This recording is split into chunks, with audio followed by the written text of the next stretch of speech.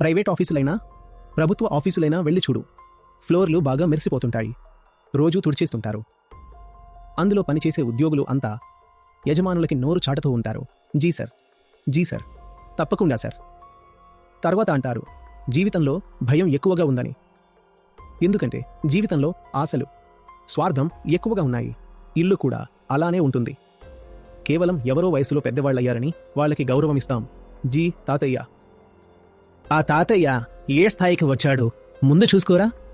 నేను చెప్పడం లేదు తాతయ్యని కొట్టు అని, కాని ఆయనను పెద్దవాడిగా ఎందుకు అంగీకరిస్తున్నావు? వయసు పెరగడమేంటో అది సహజంగా జరుగుతుంది. వయసు పెరిగినంత మాత్రాన ఎవరు గొప్పవాళ్ళవుతారా? అందులో ఏమన్నా సాధన ఉందా? నువ్వు 60 ఏళ్ల పాటు పడుకున్నా లేదా మత్తులో ఉండిపోయినా కూడా వయసు పెరుగుతుంది.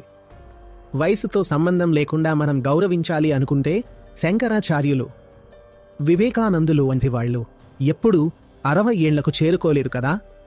మరి వాళ్ళకి గౌరవం ఇవ్వకూడదా?